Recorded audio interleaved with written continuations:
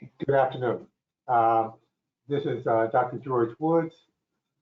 I am honored today to be part of what I consider to be a groundbreaking conversation with Dr. Benjamin Bowser, which we will start in just a few moments. The conversation is named "The Past is Never Dead." It's not even past. Implications of the legacy of American slavery and genocide for therapeutic practice and treatment. And thank you, Dr. Bowser, for being a part of this conversation today. Thank you for having me. First of all, I want to just acknowledge, I thought that you would move the slide over one to SAMHSA and the African American Behavioral Health Center of Excellence for funding this particular conversation. The contents of those of the authors and the contents are those of the authors and do not necessarily represent the official views. Also, this particular conversation is eligible for one AMA Category 1 credit. Please get your credits. We all need those, so make sure that you go for that. I know there are handouts that are available for Dr. Bowser's slides, and this is probably the last time I'm going to call him Dr. Bowser because he's been to me, and we'll continue to talk about you need to have these slides because when Ben Bowser gives a lecture, you want to think about it, massage it, and really look at it over time. So on the left-hand side, you see the way in which you can reach these from the desktop. On the right-hand side, you can click the page symbol, which will display the handouts, and you can load them up from that point of view. Please participate in question and answers. Again, you can look on the attendee control panel. You can see that there are places for you to ask questions, and we'll certainly be answering those. Or if you're on the instant join webinar, there's a question mark that you can use to display questions and answer them. We'll answer them. Dr. Bowser discloses no relevant financial disclosures at this time. And moving on. So let me tell you a little bit about Ben Bowser, because I can't tell you a lot because it would take this for the rest of the day. Ben Bowser is Emeritus Professor of Sociology at California State University, East Bay. He received his Ph.D. at Cornell University. He's a sociologist who specializes in research methods, public health, and community assessments. Dr. Bowser has served on 3 Institute of Medicine, part of the National Academy of Medicine, expert panels on drug abuse, HIV risk, and has authored 40 peer-reviewed papers and chapters. His books related to his presentation are The Transatlantic Slave Trade, The New Directions in Teaching and Learning, and The Black Middle Class, Mobility and Vulnerability. That's 3 of Dr. Bowser's multiple books. He's past president of the Association of Black Psychologists, was a visiting professor at the University of Paris, and is one of the most brilliant thinkers and writers of this generation. It's an honor for me to both know Ben and to introduce Ben. Ben, take it away. Okay, George, thank you very much. Just one correction.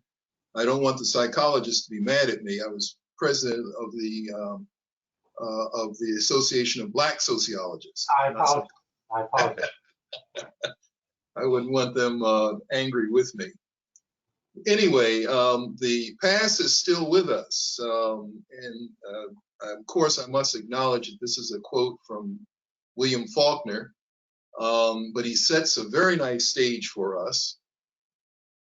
And what I want to talk about in the way of a kind of contextual overview is to speak of slavery and Native American genocide in the United States, as you know, was justified and perpetrated as a cultural belief in white racial superiority.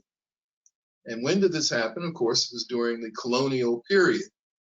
Now, we are no longer a colonial society, but in the late 1600s, early 1700s, was when the present attitudes and beliefs about race were formulated and evolved and were embedded in this culture.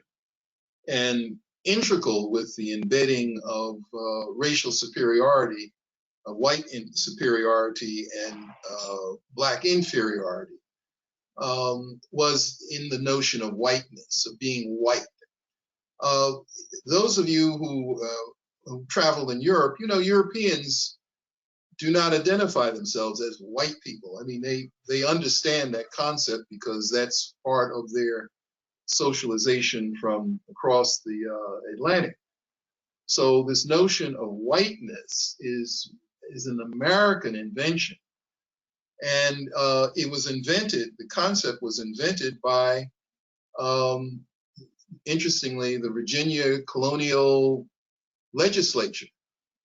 And they did this because they had a real problem. And the problem was that the white indentured servants that did most of the work in the colony, with whom the initial slaves, Africans, were not brought, by the way, Africans were not brought to Virginia in 1619 as slaves in the way that we understand slavery. They were initially brought in and worked as indentured servants. That was the way they understood how to control people to get labor. But over time, they realized that that particular setup would not sustain the colony. It was too dangerous. And it was very apparent from the Bacon Rebellion on that if they allowed white indentured servants, or European indentured servants, to be more correct, to work side by side with Africans as indentured servants, they would not be able to maintain the colony. There would be continuous rebellions, and the plantation owners and the wealthy planters would be displaced, if not worse.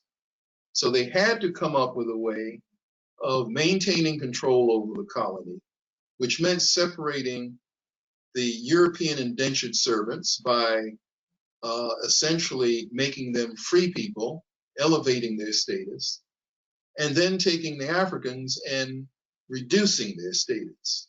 So one group was freed and the other group was put into chattel slavery, which had not been the case prior to these legislative acts. So by dividing the two, then they were able, especially with the big increase in Africans as slaves from the 1700s on, they were able to control the colonies by this racial coding.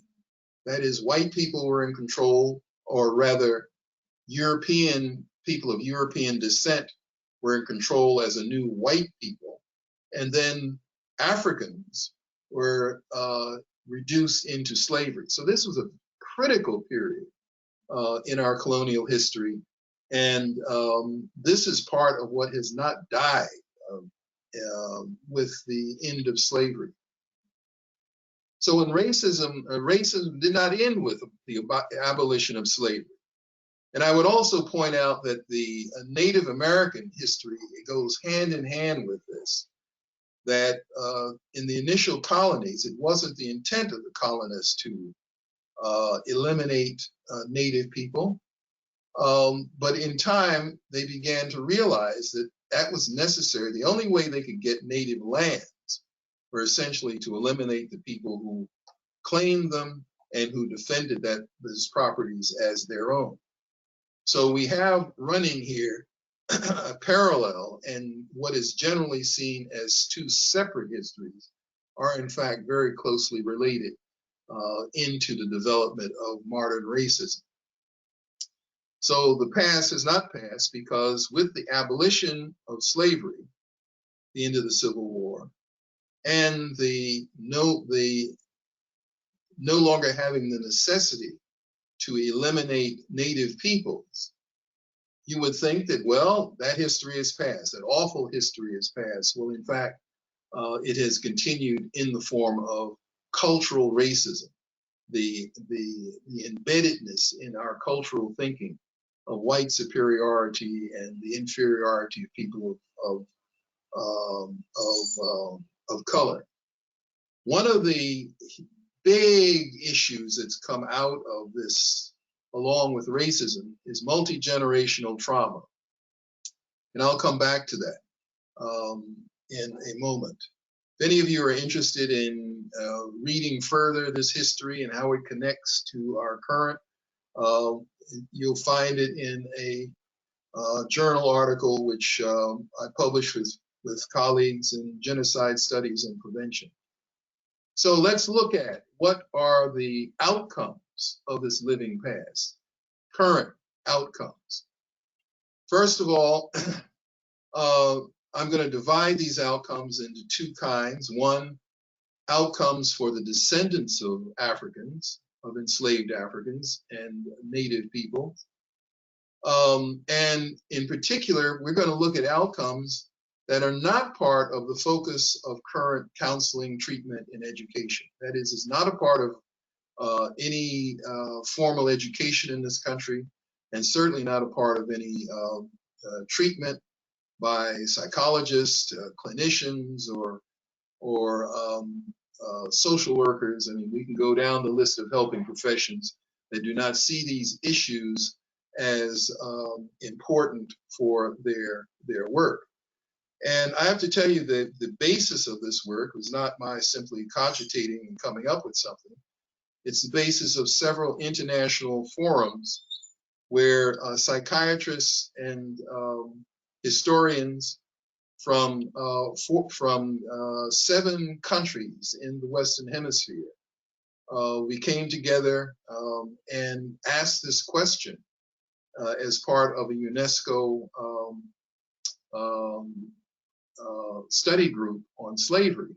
What were the implications of this history in the West for the present? And we were shocked to find that many of the issues that we discussed generally in the United States were also issues that we found in Brazil, in Cuba, in Mexico, in Peru, in Venezuela, and in the Caribbean, despite the fact that we have differences in languages and differences in history, that these are common outcomes for people of African descent in the West who experienced slavery. So I'm going to go over, I think, 6, and these are the first 3. First is colorism. One of the central issues in people of color, Native Americans and African Americans alike, is colorism. And by the way, this is also an issue among Southern Indian immigrants into the U.S. Colorism, but that comes out of a different history. That is, the lighter you are, the higher the status. The darker you are, the lower the status.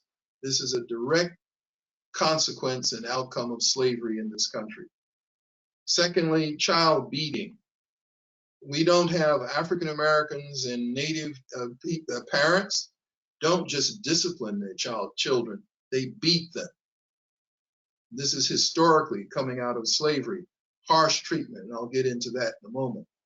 Self and racial group hatred. This is a huge issue in the communities of color as a consequence of Americanization. Colorism, let's look a little more deeply, go a little more deeply into this. You'll see here 3 images from the top left of your screen to the bottom right. Top left is a woman who is of color, but she's very fair-skinned. In the middle is a woman who is primarily brown in color. And then on the other end, you have a woman who is phenotypically African, very dark. And in the context of American racism and the history of slavery, these women are viewed very differently in terms of social status. And in fact, if you think about it, you think about what you see on television in terms of the images of the more recent images of Black women who come across as newscasters and weather announcers and so forth. In most of the country, it is rare that you see a woman who is of dark skin. So in our history, you're all right if you're very fair skinned and you stick around if you're brown, and get back if you're Black. There's a long history of this colorism as a basis of social conflict, but it's also a problem of individual psychology and self-esteem around these issues of color. One of the, you say, well, Dr. Bowser, really, is that true? Well, one of the empirical ways of seeing this is the multi-million-dollar skin bleaching and lightening industry in the United States and increasingly in Africa, where products are developed and sold to women of color as lightening, skin lightening products. Of course, this is basically really snake oil. There's no way to bleach one's skin, but nevertheless, millions are being made off of this to lighten dark skin. Hair straightening. African phenotypes are people who are native of Saharan environments have generally kinky hair, like this man on the right. But in the context of racial inferiority for people of color, there's a necessity, especially seen among Black women, of hair straightening, get European style hair, stylings and so forth. And the same is among men of color.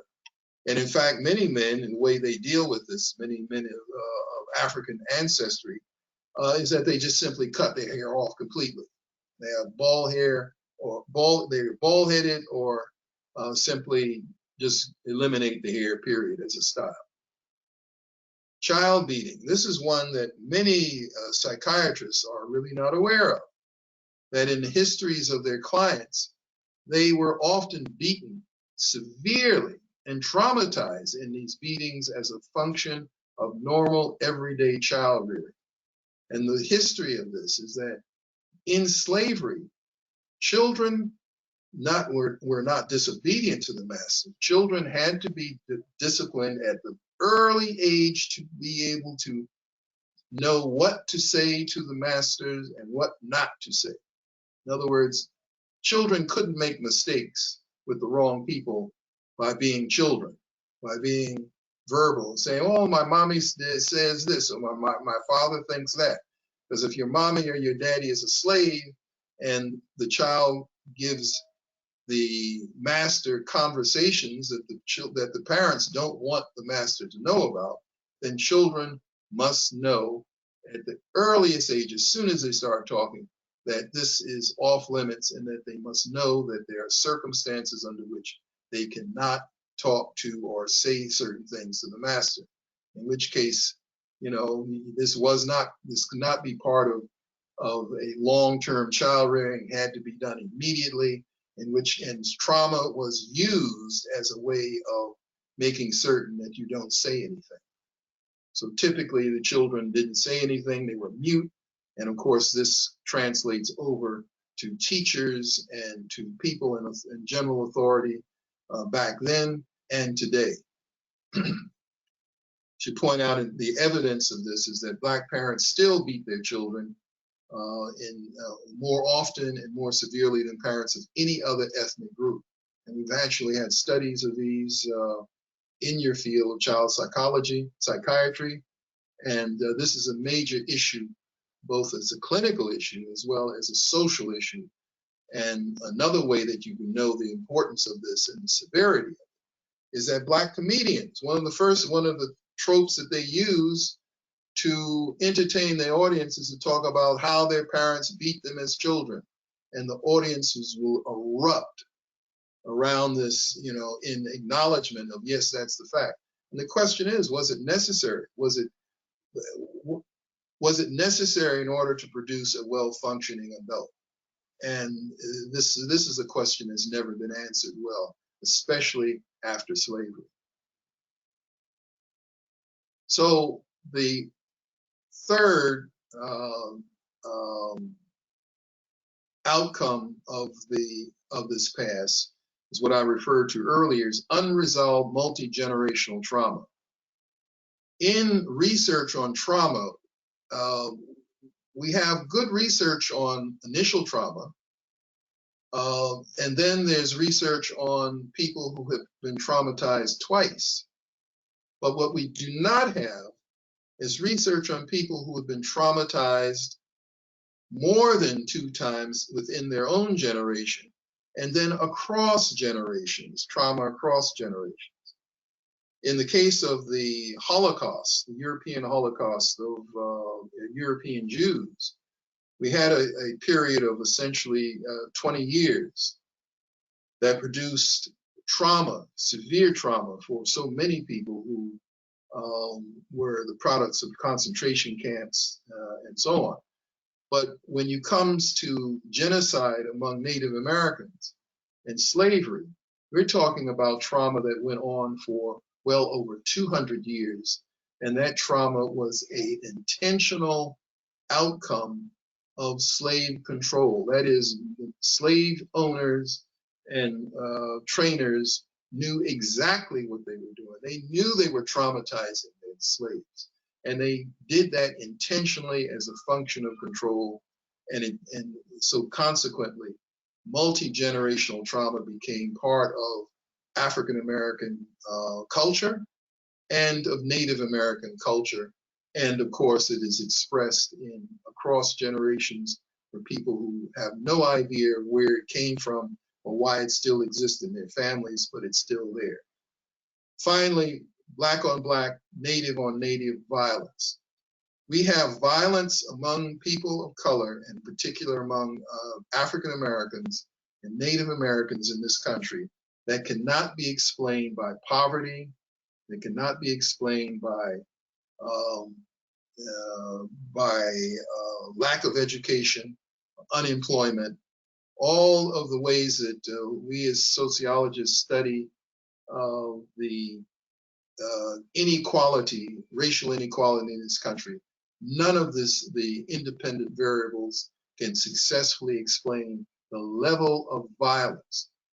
In fact, police violence is absolutely minor, it's minuscule compared to Black on Black violence, where you read in the papers and you see on the news the weekends where the numbers of shootings among youth, and we generally refer to as gang violence or drug violence, but even in the context of gangs, even in the context of drugs, the levels of violence are not explained by poverty, by drugs, by dealing, and so forth. This is an historic outcome that has been with us. There was violence in slavery among slaves, and it continues on into the present. And it's endemic as part of the culture, and of course, it's part of individual behavior. And it won't be addressed until it's recognized as such.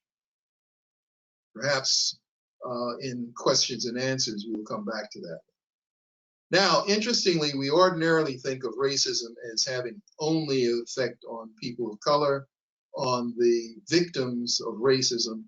But in fact, the racism that came out of the colonial history has compromised the health and well-being of European Americans. And notice I didn't say white Americans, this is European Americans, because in terms of culture and history, we're talking about people of European ancestry and background, independent of their socialization as white people in the United States. And again, these outcomes are no place on the radar for counseling, treatment, and education, but they need to be if we're going to have a resolution of this history of racism in the United States. Two of these outcomes, by the way, which are not simply, I'm speaking, since I'm speaking to an American audience, interestingly, my colleagues in Brazil, Cuba, and other countries in the Western Hemisphere are using the exact same points, but within the historic and linguistic context of their country. But we're dealing with the same issues. One of the biggest is this notion of distorted authenticity. And whiteness, as it's currently defined and understood in the United States, is part of this distortion. Are people of European descent or are they white descent? Of course, I ask my students in my classes, based on travels throughout Europe, where is white land? What is the European origins of white people? And there's no people in Europe who call themselves white people historically or culturally. Again, this simply speaks to the fact that this is a strictly an American concept, but within it, it contains a distortion of self around this notion of race, which itself is a myth and which is nonsense. Then gun culture. We're talking now about these mass shootings and the unwillingness of the Congress to do anything about it, and the fact that Americans have accumulated almost 300 million guns in this country. There seems to be this fear of violence. And the fascinating thing is the vast majority of people who fear this violence have absolutely no real basis for it whatsoever in terms of any physical violence against himself. I had a neighbor who had 23 guns in his house. And it was the safest part of Oakland, California. So what do you need 23 guns in? And I used to laugh with him about, well, you know, with 23 guns in the house, there's a greater probability that you'll kill yourself than anyone else. But he'd laugh and just kept going. And interestingly to know, this man was from the South. His father had 23 guns. His grandfather had 50 guns. And they were armed to the teeth for generations. And when I'd asked him, well, why do you need these guns? He really didn't have a good answer. So what is this fear of violence and the need for guns, this gun culture in the United States? As such, that Congress will not act, and we have some people who have this as almost a religious fervor. Well, let's get a little more into this. The current Trump has opened the floodgates of stuff that years ago I used to have to convince people that racism existed. But since Trump came on the scene and enabled so many people to now be free to discuss and to say exactly what they mean and they believe, we see all kinds of extraordinary examples of white distortion of authenticity. And this is a beautiful commercial of it. I mean, it's almost as if these people have some kind of we can't call it the clinical problem because it's not in the DSM-5, but they certainly have some kind of cultural and conceptual cognitive problem when it comes to issues of race, where you can somehow or another think that, well, you know, the new state laws strictly prohibit any curriculum about color of Dr. King's skin, which, as you know, is being proposed across the country. So we only want to discuss his characters if somehow or another you can separate the two, and why is it necessary to separate the two, and believe so strongly in it. This is distortion of authenticity. And of course, the gun culture. So those of you who are not familiar with the history of America, of slavery, the gun culture came directly out of slavery in this country. White landowners and poor whites having to be armed to the teeth to prevent and to address any kind of slave uprisings, slave insolence. It was necessary, they had to be well armed because the few slave revolts that happened was very clear that if they weren't well armed, they would the slaves in rebellion would wipe them out. So coming out of the South of this country, which is the origins of American culture, is primarily in the South. Coming out of that history, you have this intense necessity among white Americans to be well armed, and it came directly out of the necessity to be well armed in order to avoid slave rebellions and to put them down if they ever occurred. Two final outcomes for European Americans: the justification for Black inferiority and white superiority. And I have under here structurally and individually. Well, we know about the individuals who insist that this is the case, and will find every single example or possibility that they can find to justify Black inferiority and white superiority. But where this becomes particularly problematic is in the running of institutions, structurally, the running of schools, of police forces, and so forth. You cannot find police officers who enforce the law differentially against Black people and for white people who do not believe that they're justified by white superiority and Black inferiority. You just don't find it. I mean, so we find this in policing, we find it in education, the presumption that Black kids and Indian kids are inferior, they're not good students, can't be good students, and that their failure is justified. Finally, the displacement of fear and anxiety on Blacks and other cultures and people of color. This, my colleagues have been writing for years about how this has affected U.S. foreign policy, and the notion that people of color, and of course most people in the world are of color, so they are now suspect within the context of American racism, that we have engaged in wars with countries that were absolutely unnecessary. Vietnam is a great example. Why were we in Vietnam? We feared communism, but no, we didn't fear simply communism.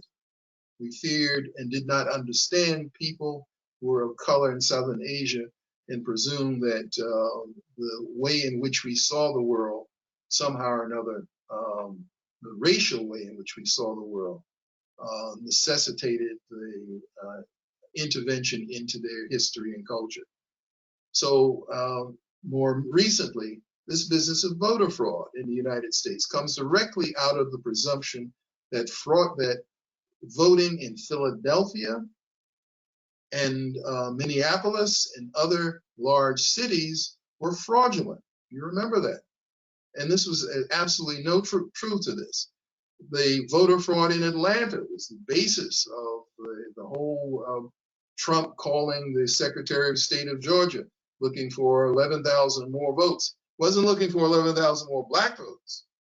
So we're finding that there's huge fear, irrational fear in this country around issues that are the direct outcomes of fear and anxiety of Blacks, and of the presumption that if people of color become a majority of the population in the United States, somehow or another, the white race will be eliminated, weakened, and made less than what it is. And of course, it's complete nonsense. Even if people of color did become a majority, there's absolutely no evidence in no way that European Americans in some way will not continue to control the country and be the dominant ethnic group. So how does counseling, treatment, and education, what are the implications of these legacies of slavery in the present? How can we address them? Is there any way that we can lessen their impact? And these, by the way, are suggestions from the authors of the UNESCO study group that looked at these issues. These are some of the suggestions that we made. First of all, for people of color, colorism and self and racial hatred should be part of individual and group psychotherapy. I'm not a psychiatrist, I'm not a psychologist, but my psychiatrist, psychologist colleagues who have looked carefully at these and who participated with us in these study groups have all come to a consensus that this is absolutely essential, that it's almost impossible to do effective psychotherapy for people of color and not address colorism and racial and self-hatred. And presume that these, first of all, do not exist. And there's some cases where people have processed this. And this is not something that is part of their individual lives. But for many it is, and it is unquestioned. They're not even aware of it. Secondly, multi-generational trauma. A number of psychologists, psychiatrists spoke of clients who were transformed by understanding the trauma, the secrets in their family that impacted the socialization of new members into across the generations. And in many cases, these were of rapes and of murder, and certainly we know of this as an issue among Native Americans, and the high suicide rate as a function of unaddressed multi-generational trauma in the lives of Native American families. We have the same issue in people of African ancestry who came out of slavery in this country. And finally, I've already talked about the Black on Black and Indian on Indian violence. And that is, both should be issues of community mental health. It should be viewed as that because they are not simply individual issues, they are community-wide issues. For European Americans, guess what? Racism and white supremacy should be questioned by people in the helping professions. How do you do treatment, and how do you improve the functioning, the psychological functioning of European American or white clients and not address racism? In effect, we've done that because we've paid no attention to white racism as a function, as a belief, and as a behavior on the part of European Americans that degrades their psychological functioning and also makes it difficult for people of color to live with them. Exploring and addressing multicultural, multi-generational trauma in white families, we have a suspicion, and we don't have empirical evidence for this, but we have a suspicion that multi-generational trauma is much more prevalent in white European American families than we realize. It is almost impossible to have become an immigrant and not in some way or another have been traumatized by the experience and the not only experiencing and having to come to the United States. People, when you ask European Americans, well, why did your ancestors, your grandfather, great-grandfather, and so come to the United States? They'll say, well, for economic advantage and to improve our lives and so forth. Well, in fact, if you go deeply into the history of the Irish immigration to the United States or Italian immigration to the United States, you realize that it wasn't that they came for economic advantages. Yes, of course they came for that, and that's how they rationalize it. But the fact of the matter is they were forced out. In many cases, if they didn't leave, they would have been eliminated. There was rape, there was violence against them. Members were killed in their families. They were forced out. It wasn't, it was a traumatic experience for them to have to uproot themselves and to move. And then the traumas continue in having to transport themselves halfway across the world and then experience what they experienced when they got to the United States. You know, they weren't white. They didn't arrive white. They arrived as Italians. They arrived as Irish. And in the process of becoming Americans, then they had to learn to become white. And in this were all kinds of experiences that were traumatic, which which very few therapists have even started looking at. But this is a huge issue in our population, and we suspect it may have something to do with the continuing life of racism in this country and the necessity for it, and of the incredible American habit of wanting to know nothing about more than 3 generations back. And I don't mean, when talking about genealogy, not wanting to know genealogy, but wanting to know the living experiences of the people who immigrated to this country, who one's forefathers were. Finally, this whole business of white gun necessity and violence as a community mental health issue. It is a community mental health issue, and it should not simply be an issue of politics in Congress. This is a major cultural issue in this country. It needs to be addressed, and the helping professions should be part of that. All right, we're here we are. I shot for 12:45, and I'm 3 minutes early, so I turn it over to Dr. Williams. Dr. Bowser, I want to thank you for an amazing and enlightening, and I think for me, a hopeful presentation, because reality is always where you should start. I want to share with you, my wife and I had a conversation last night about our parents, particularly about our mother.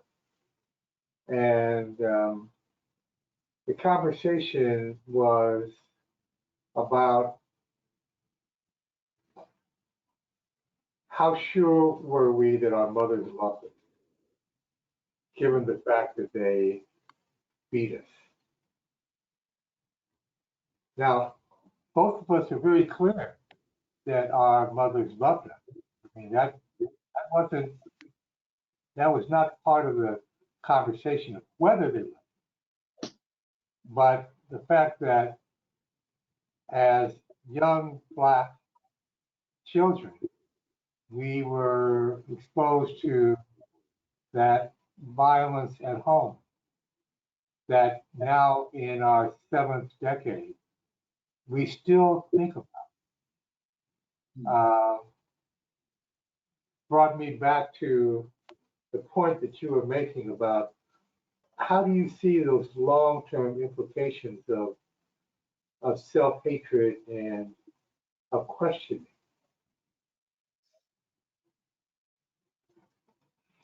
Well, part of what I haven't done here, because I didn't have time or the circumstances, that Black culture and identity is so intricately linked to whiteness that they're like two rocks. You can't move one without the other.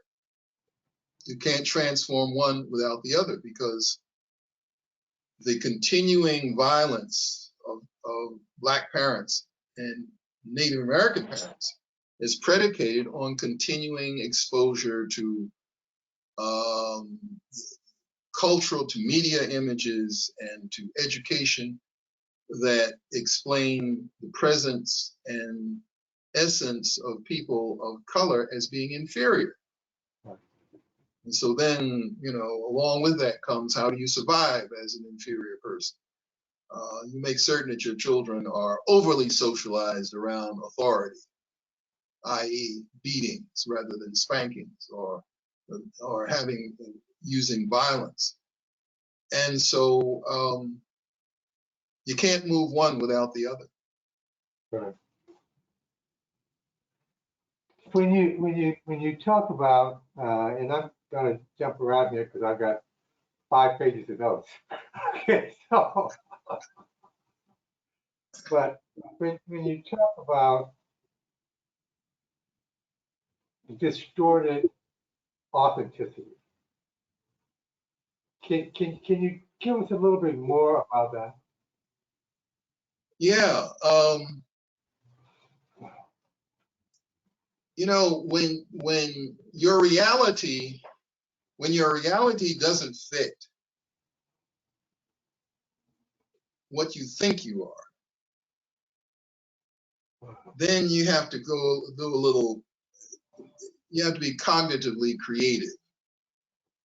You got to come up with ways to explain this distance between one's reality and what you think. So if you're a European American and you're not the smartest kid in the class is an Indian kid or a black kid, well, if you're superior, how do you explain that? Okay, so then you got to come up with something. Oh well, you know, he's there because of affirmative action. He's there because of something about that black child's experience has to explain why you are not at the top of the class. Right. And you're down where you expect him to be or her to be. So you got this business of distortion going on continuously, because if there's a distance between your cultural belief and your reality is as such, then you got to fill in the gap. And that's what racial distortion is all about. And by the way, black people do the same thing. There's a distortion going on that side as well, where if you believe you're supposed to be better, or you think you can be better, and you aren't, well, how do you explain that? So you got distortions happening all across the board. Right.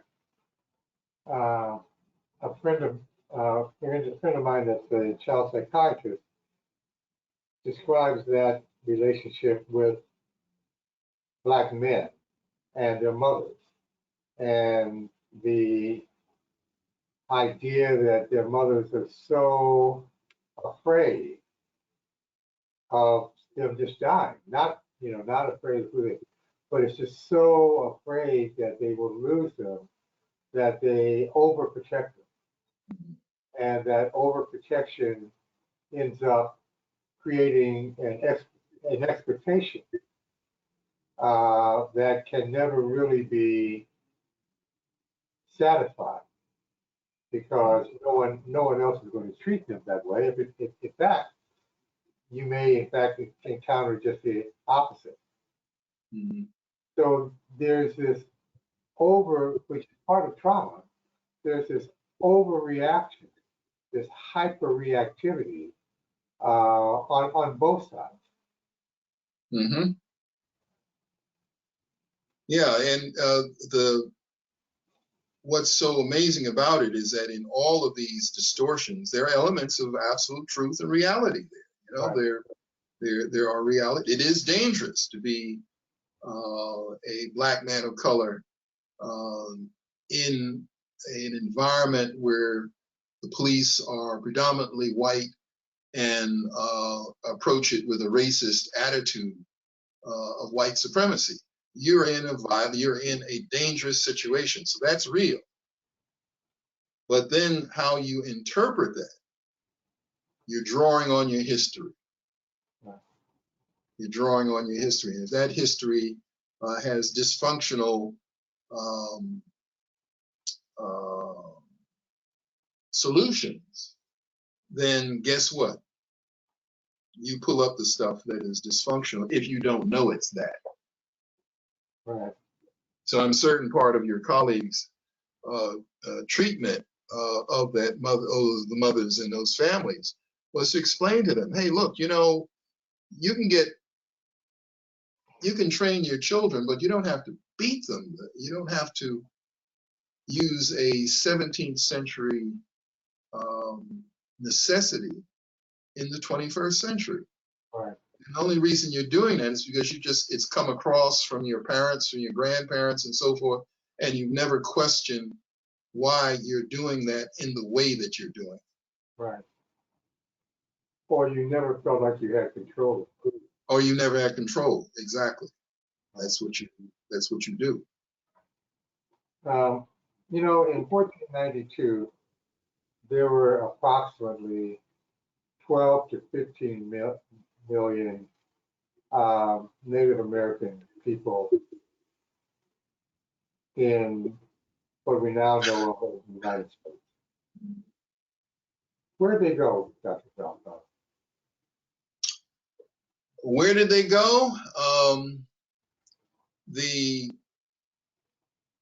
most I guess the accepted explanation, most accepted explanation, is that they died from smallpox, yellow fever.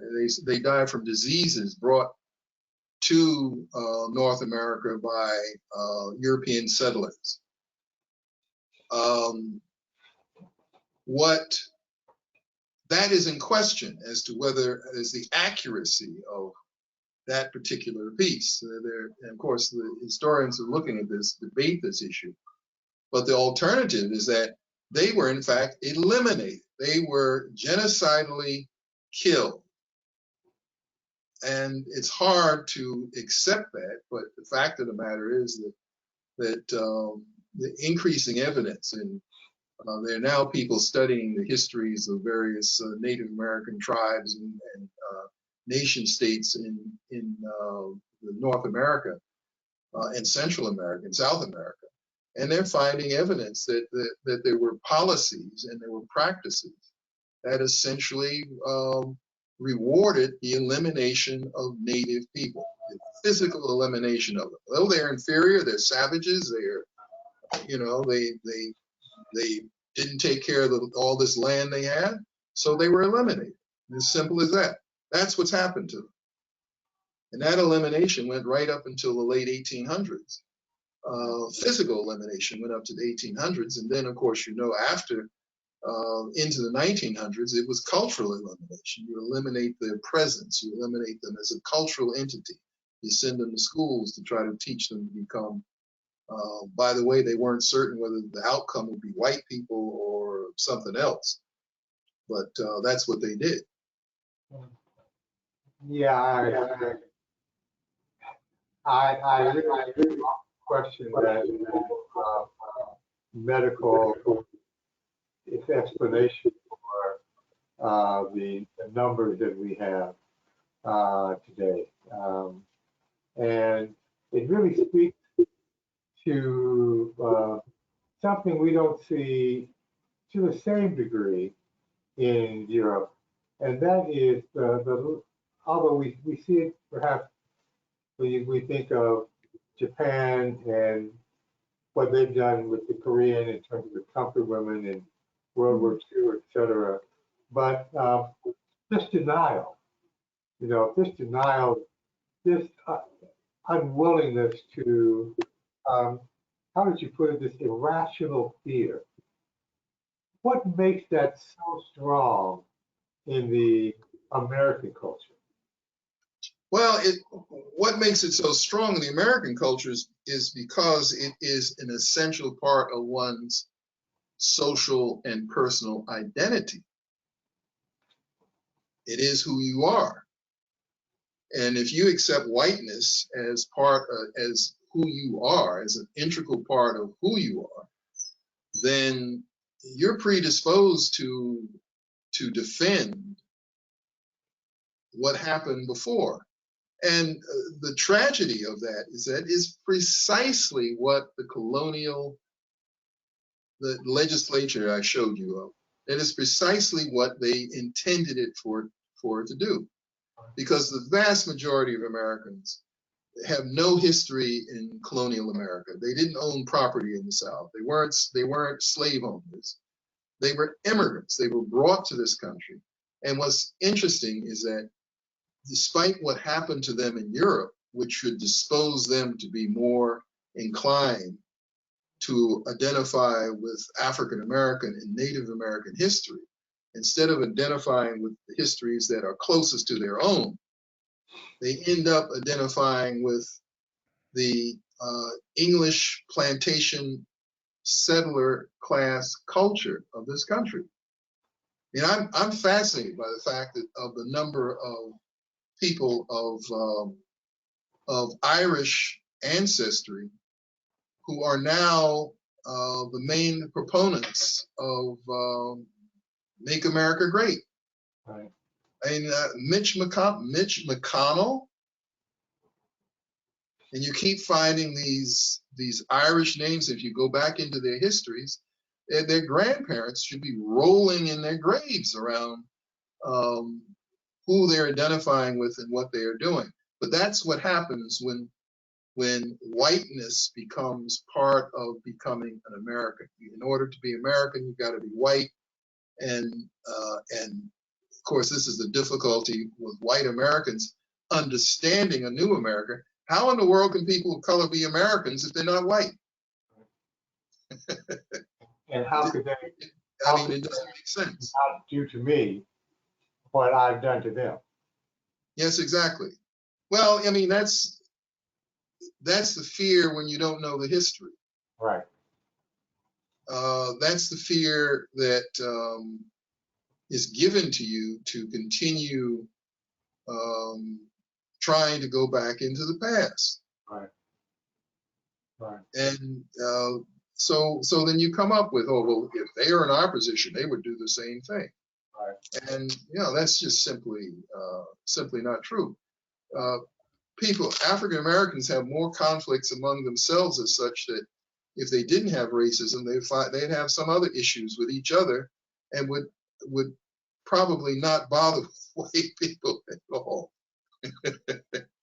So that brings up the paper bag test. Would you mind talking a bit about the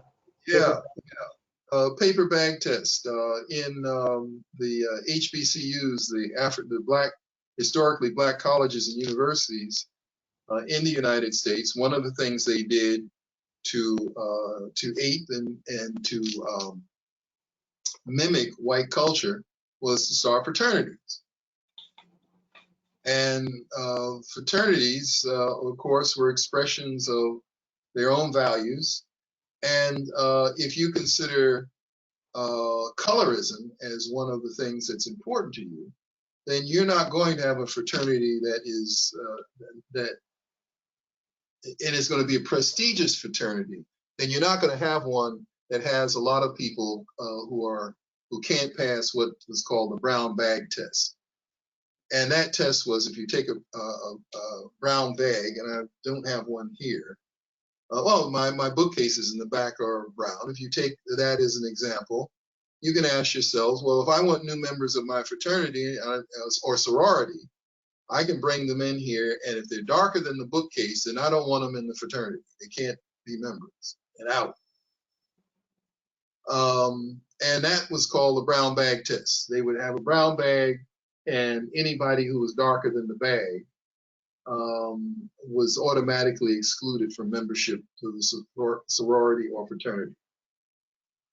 And that was a actual example of colorism in action around rejecting certain members of the community and then elevating others in the community because of their color. We are at the 1 o'clock point, but I want to ask you one more question. I actually want to ask you 15, but I'll keep it to 1. Dr. Bowser, you've written on modern culture and its implications for self-hatred, particularly around certain forms of music. Can you comment on that?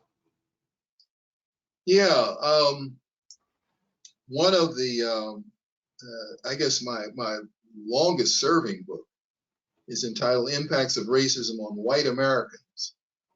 And the 3rd edition is now The Impacts of Racism on White Americans in the Age of Trump. And the main thesis of this book and of the authors who contributed to this project, now over 30 years going, is that the solution to racism in this country rests primarily among European Americans who who call themselves white.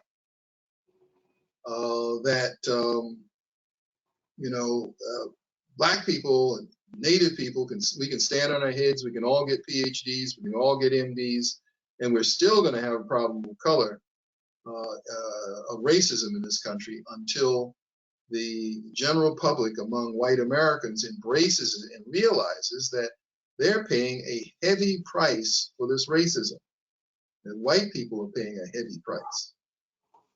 And that's my answer to your question, and that we need to make it wider known what the price is. It is huge. The price and the cost.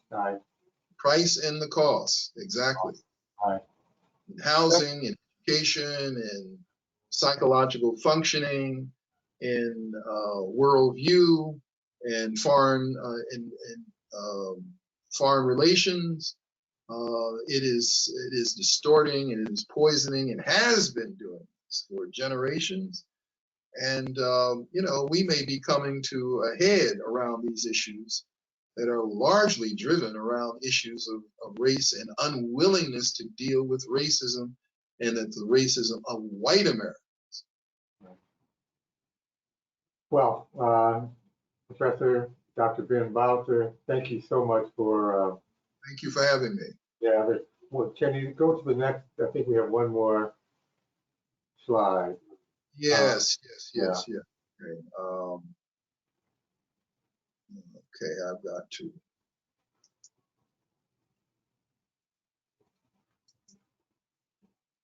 Yes, okay. Sure. To claim the credit, follow these instructions in the Learning Center at psych.org.